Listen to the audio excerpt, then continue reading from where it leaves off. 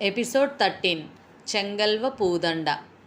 క్రితం ఎపిసోడ్లో పార్వతి నాకన్నా 2 నెలల ముందొచ్చిందని, ఆమె 6వ నెల గర్భాన్ని బలవంతంగా తీయించి కాంతమ్మ ఆ బిడ్డను కూడా చంపేసిందని చెప్పి ఏడుస్తుంది. కృష్ణ కూడా మౌనంగా రోదిస్తూ ఎన్ని బాధలు పడింది నా వల్ల పార్వతి అని అనుకుంటాడు.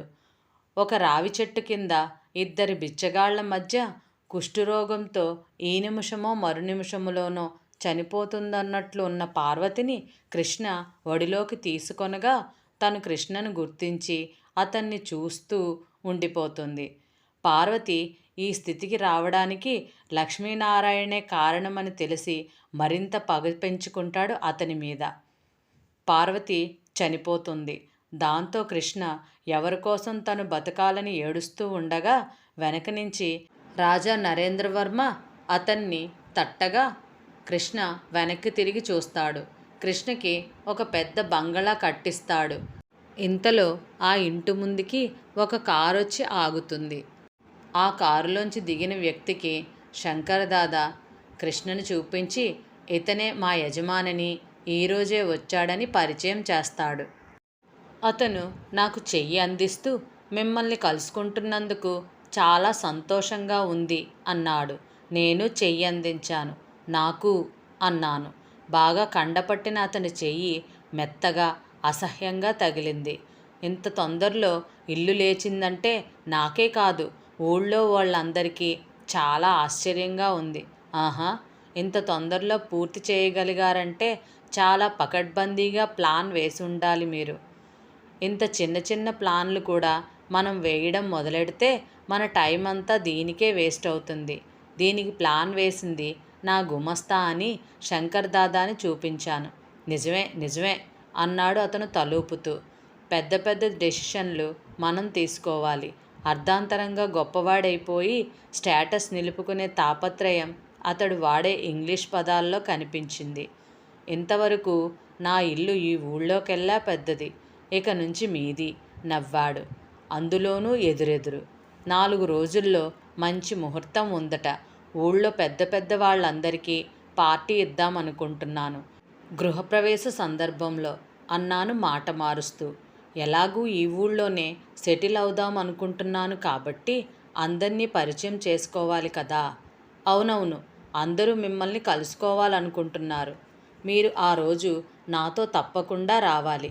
నాకెవరూ తెలియదు కదా అభ్యర్థిస్తున్నట్లు అడిగాను. అతడి మొహంలో ఆనందం స్పష్టంగా కనిపించింది. అలాగే అలాగే అన్నాడు ఉబ్బి తబ్బిదుబ్బవుతూ. సాయంత్రం తీరిగ్గా మాట్లాడుకుందాం అన్నాను షేక్ హ్యాండ్ ఇస్తూ. మంచిది అని కదలబోతూ మీ పేరు అని అడిగాడు. మోహన్, కృష్ణమోహన్ అన్నాను. అలాగా, బావుంది బావుంది, నా పేరు లక్ష్మీనారాయణ అన్నాడు. ఎంత ఖర్చయింది ఇప్పటికీ? 1,00,000. ఇంకో 20,000 దాకా ఖర్చు ఉంటుంది. పుస్తకం చూడకుండానే చెప్పాడు. రేపు పార్టీకి ఓ 10,000 ఖర్చు పెట్టవలసి ఉంటుంది. తలూపాడు. బై ది బై, ఆ అడవి పాడడం ఏమైంది? మనకే వచ్చింది. గుడ్. పీచు స్టాక్ రెడీగా ఉంది. షిప్ కుదరలేదు, అదే ఆలస్యం. ఆ క్వారీలో పని ఎలా జరుగుతుంది? అన్నిటికన్నా అందులోనే ఎక్కువ లాభం వచ్చేట్టుంది. పని చురుగ్గా సాగుతుంది. ఆ రంపపుబడి కాంట్రాక్టు మొత్తం అంతా తనే కొనుక్కుంటానంటున్నాడు. వెంటనే అమ్మేయండి. మనం తొందరగా డబ్బు రొటేట్ చేయాలి. ఎక్కువ సమయం లేదు. ఖర్చు పెట్టింది కాక 15% లాభం చూపిస్తానని తాతయ్యతో పందెం కాశాను. ఇప్పటికి 2 లక్షలు ఖర్చయింది. 6 లక్షలకి సంవత్సరంన్నరకి 15% అంటే 1,35,000 సంపాదించాలి. సంవత్సరంన్నరలో 3,35,000. చాలా కష్టమైన ఆట. ఆలోచనల్లో ఉండగానే పక్కన ఏదో గొడవ జరుగుతూ ఉండడం చూసి అటు తిరిగాను. శంకర్ దాదా ఎవరి మీదో అరుస్తున్నాడు. ఎవరో ముసలివాణ్ణి కసిరి వెళ్ళిపోమ్మంటున్నాడు. ఏమిటి విషయం అడిగాను. మన క్వారీలో పనిచేసే కూలీబాబు ఇంట్లో చిన్నపిల్లకి బావోలేదట. వారం రోజుల కూలీ ఇవాళ కావాలట అన్నాడు. అతడి వైపు చూశాను. 60 ఏళ్లుంటాయి. అస్థిపంజరానికి చర్మపు బట్టలు తొడిగినట్లున్నాడు. మేనేజర్ని అడగకుండా ఇక్కడికి ఎందుకు వచ్చాడు? అలా ఇవ్వరు బాబు అన్నాడా వృద్ధుడు. అవును, ఒకసారి వారం రోజులు కూలి ఇచ్చేస్తే మళ్ళీ కనబడరు.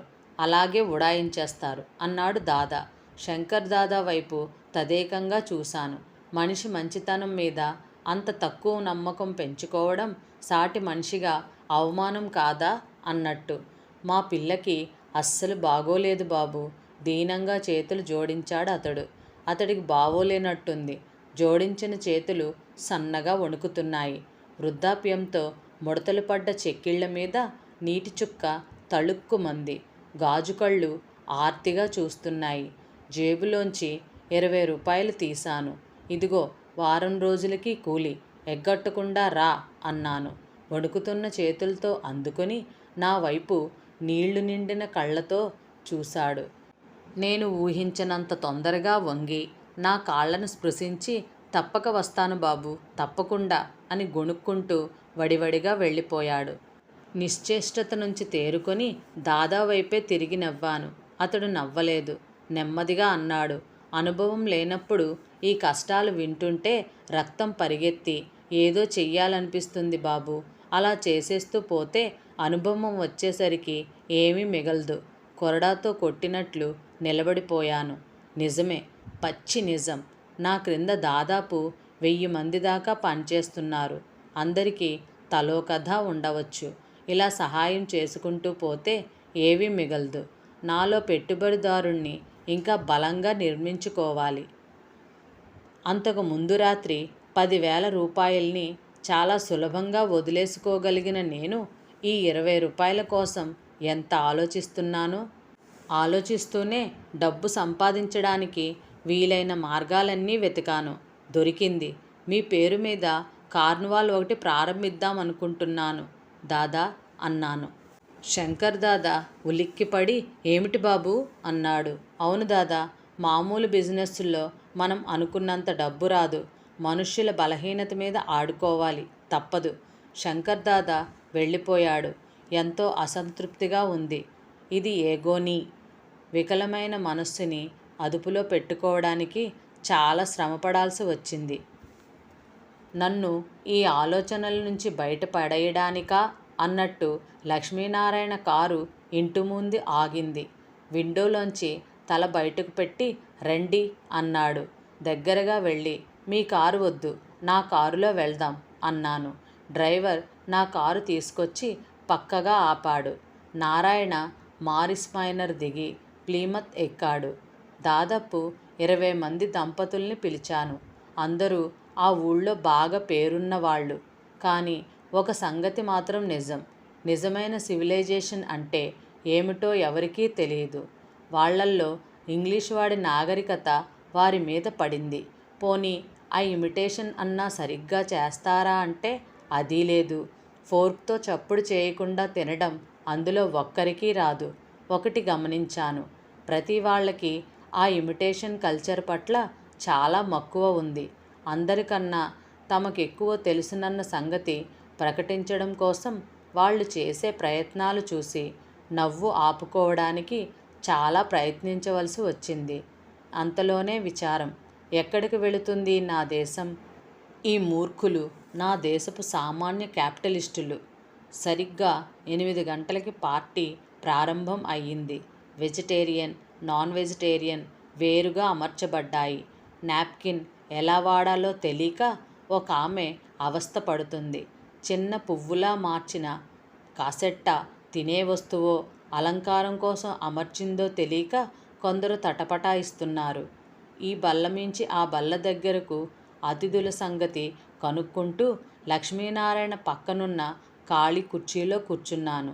ఎలా ఉంది ఈ డిష్? బ్రహ్మాండం, బ్రహ్మాండం అన్నాడు నారాయణ. ప్రతి మాటని 2 సార్లు స్టెయిన్ చేసే అలవాటు అతడికి ఉంది.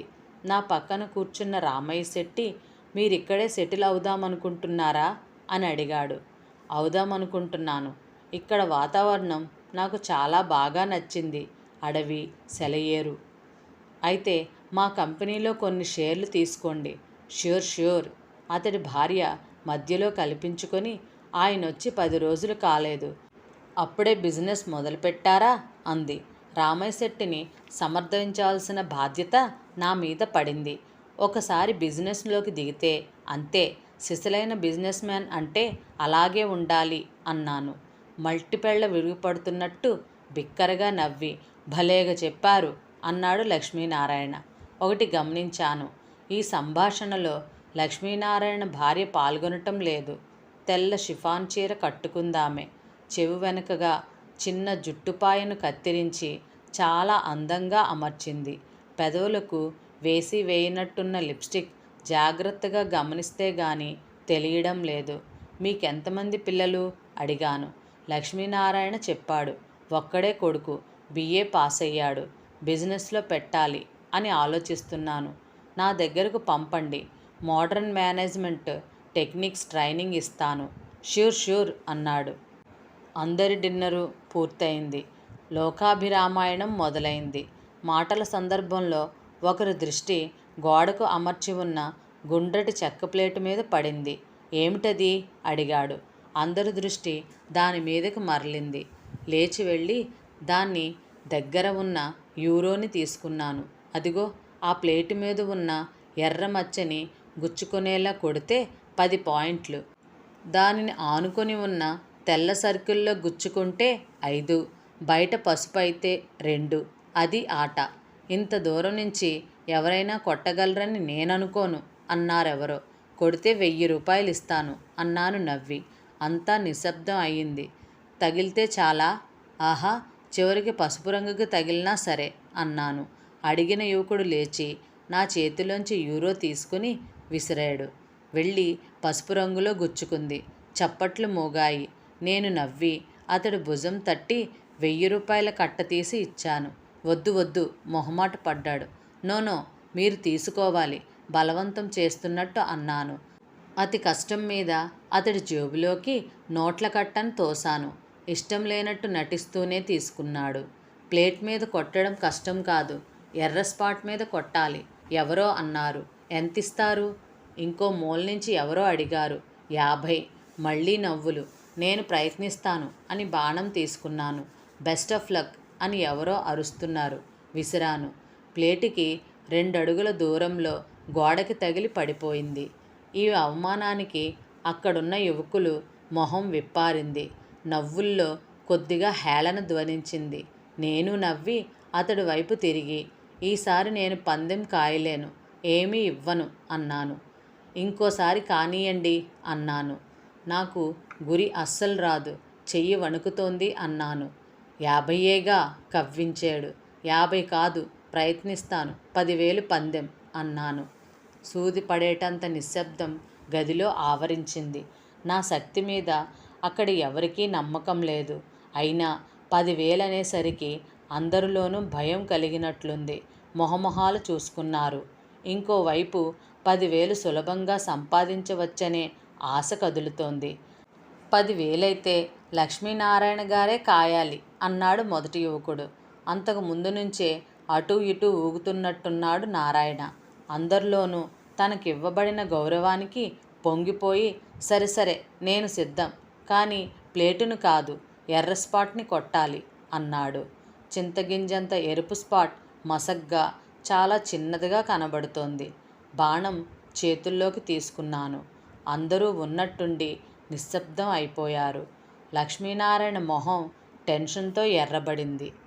వాతావరణం గంభీరంగా మారింది. విసిరబోయాను. అక్కడి నుంచి కాదు అరిచాడు లక్ష్మీనారాయణ. అతడి వైపు చూశాను. నిజానికి కిందటిసారి నేను విసిరింది అక్కడి నుంచే. నా ముందు విసిరిన యువకుడే నాకన్నా దగ్గరగా వెళ్ళి చాలా దగ్గర నుంచి విసిరాడు. అయినా నేను ఏమీ గొడవ పెట్టదలుచుకోలేదు. 10 అడుగులు వెనక్కి వచ్చాను. ఇక్కడి నుంచి కొట్టనా అడిగాను. తల ఊపాడు. మరీ అంత దూరమా? అన్యాయం. ఎవరో రహస్యంగా నా వైపు సానుభూతి పలుకుతున్నారు. చూపుడు వేలు బటన వేలు మధ్య యూరోని పట్టుకున్నాను. ఎర్ర స్పాట్ వైపే ఏకాగ్రతతో చూశాను. 1/2 నిమిషం గడిచేసరికి ఎరుపు తప్ప నాకేం కనబడడం లేదు. బలం అంతా వేళ్ల మధ్యకు తీసుకుని విసిరాను. హాల్ అంతా చప్పట్లతో మోగిపోయింది. ప్లేటు మధ్య ఎర్ర స్పాట్లో గుచ్చుకుని ఉంది బాణం. జైలు ఆవరణలో రబ్బరు ముక్కతో ఇంతకన్నా 3 రెట్ల దూరాన్ని గురి తప్పకుండా కొట్టేవాణ్ణి. లక్ష్మీనారాయణ మొహం కాలిన పెనంలా మాడిపోయి ఉంది. వెళ్ళి అతని పక్కన కూర్చున్నాను. ఇంటికి వెళ్ళి డబ్బు పంపిస్తాను చెప్పాడు. స్నేహపూర్వకంగా అతని చెయ్యి నొక్కాను. పందెం ఏమిటి మన మధ్య, మర్చిపోండి, ఏదో సరదాకి కాశాం అంతే అన్నాను. నోనో, అదేమిటి అన్నాడు లక్ష్మీనారాయణ.